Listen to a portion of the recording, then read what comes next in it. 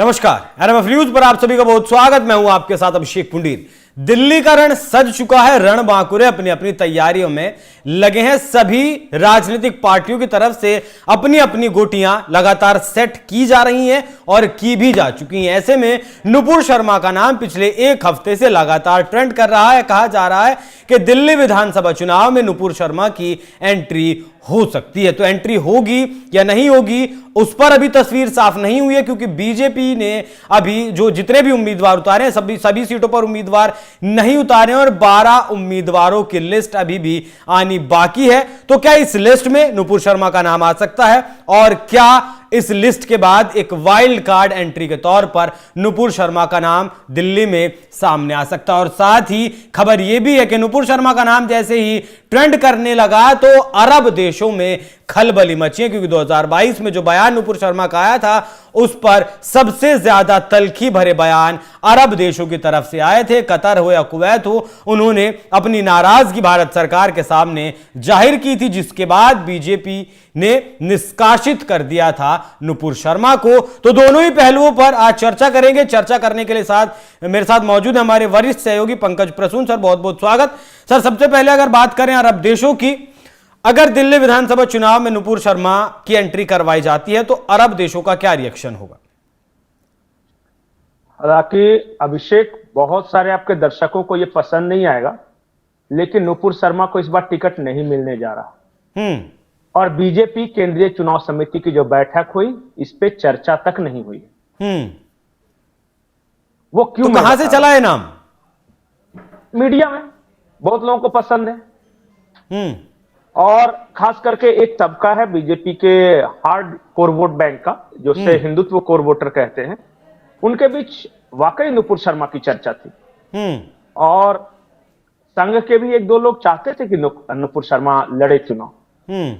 लेकिन नुपुर शर्मा को अगर चुनाव लड़ाना होता तो पहले बीजेपी में उनकी एंट्री कराई जाती। वो भारतीय जनता पार्टी की पहले प्राथमिक सदस्य बनती और तब टिकट देने की बात थी। अरे सर, गोशा महल से जब टी राजा को टिकट दिया गया तो 1 बजे उनका निष्कासन वापस लिया, 3 बजे उनका टिकट दे दिया गया। वो तो कोई बहुत लंबी चौड़ी बात नहीं है। नहीं, वो लंबी बात नहीं है, लेकिन नुपुर शर्मा का प्रकरण अलग है।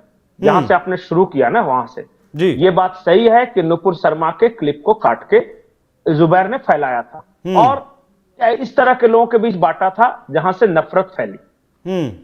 यह बात सही है कि नुपुर शर्मा के प्रकरण को लेकर पूरे मुस्लिम ममालिक जितने देश हैं, चाहे अरब देश हो, पाकिस्तान हो, बांग्लादेश हो, जितने भी मुस्लिम देश हैं, वहां आंदोलन शुरू किया गया, करवाया गया और एक खास तरह के इकोसिस्टम द्वारा करवाया गया। उनका मकसद यह था कि बीजेपी की जो भारत की जो सरकार है, भारतीय जनता पार्टी की, इसे मुस्लिम देशों के बीच बदनाम करो। प्रधानमंत्री नरेंद्र मोदी बहुत ट्राई कर रहे थे कि जो अरब देश है उनके साथ हमारे रिश्ते बेहतर हों, हमारा व्यापार बढ़े। उसमें सऊदी अरबिया हमारा दोस्त था, कतर हमारा दोस्त था, यूएई हमारा दोस्त है, मतलब बहुत नजदीकी, और लगातार व्यापार बढ़ रहा है।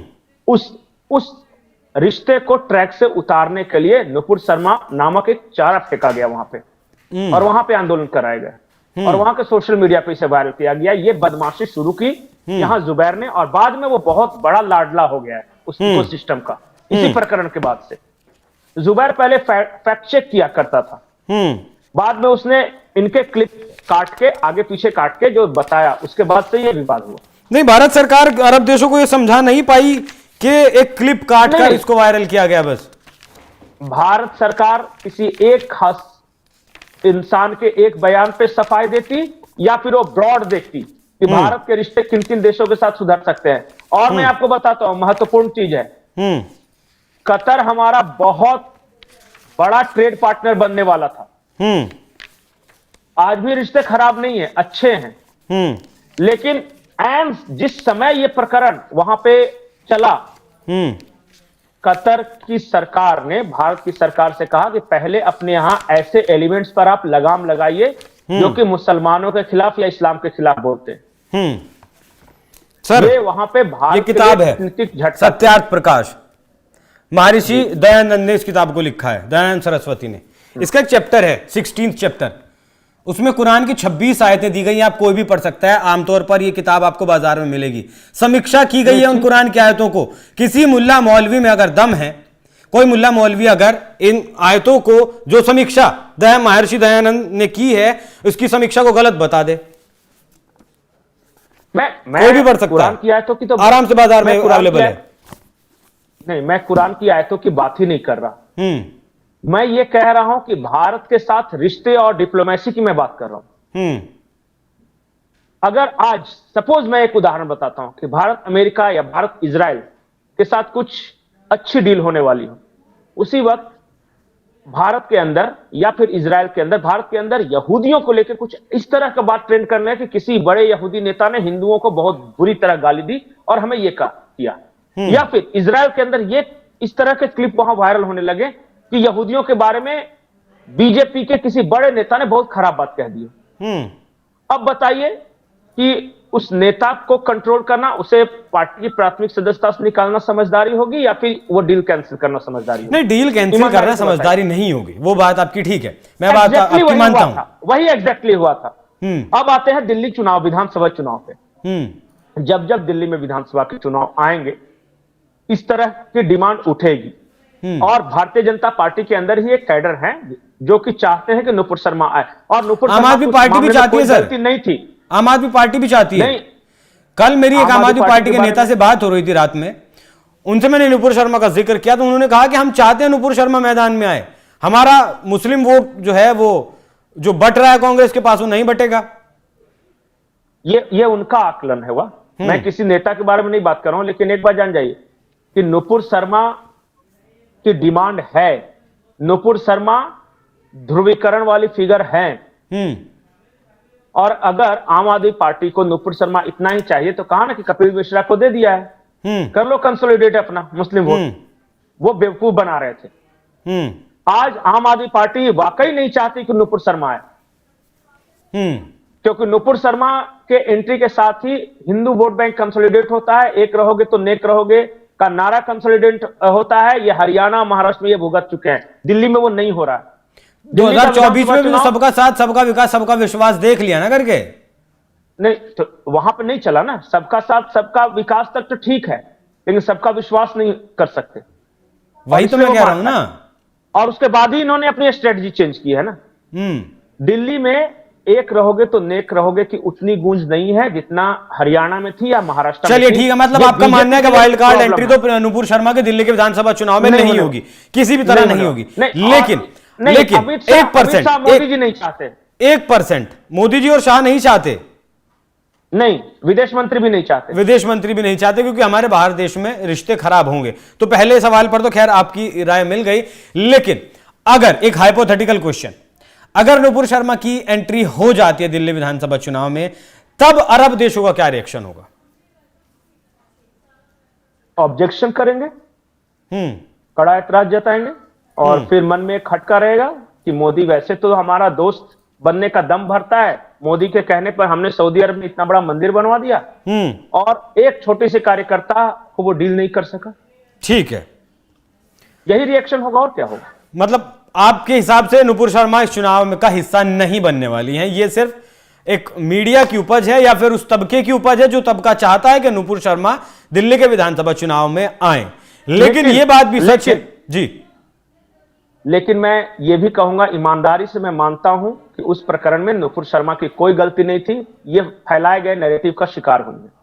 बिल्कुल, और साथ में अगर नुपुर शर्मा के नाम की इस विधानसभा चुनाव में एंट्री होती है तो वाकई में यह चुनाव एक दिलचस्प मोड़ पर चला जाएगा।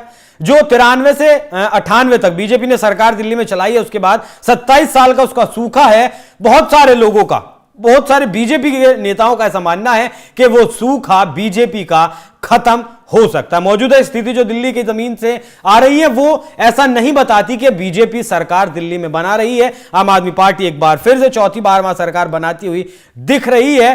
तो ऐसे में अभी भी वक्त है, देखना होगा कि wild card entry Nupur Sharma की होती है या नहीं। जी पंकज जी, आखिरी लाइन आपने कहा ना कि सूखा खत्म कर सकती है जी, मैं हार्ड फैक्ट्स रखता हूं। 12 दलित सीट है दिल्ली में।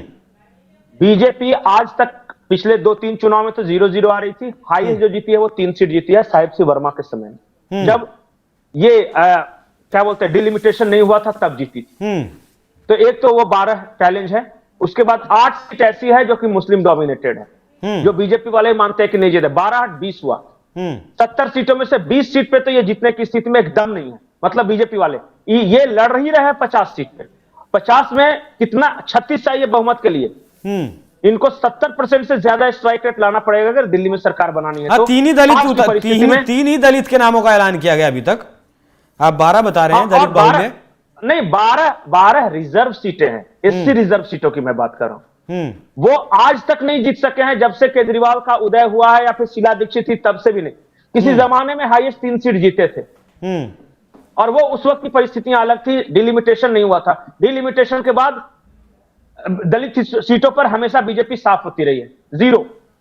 हाँ नहीं, अभी तक जो लिस्ट आई है बीजेपी की उसमें भी 3 ही दलित उम्मीदवार उसने उतारे हैं। अब तक 12 सीटों पर नाम आने बाकी है। तो देखना होगा कि नुपुर शर्मा की एंट्री चुनाव में होती है या नहीं। पंकज जी के हिसाब से बिल्कुल भी किसी भी सूरत में नुपुर शर्मा इस चुनाव का हिस्सा नहीं बनने वाली है। आपकी क्या कुछ राय इस चर्चा पर कमेंट कर जरूर बताइएगा। पंकज जी आपका भी धन्यवाद। दर्शकों बहुत बहुत नमस्कार।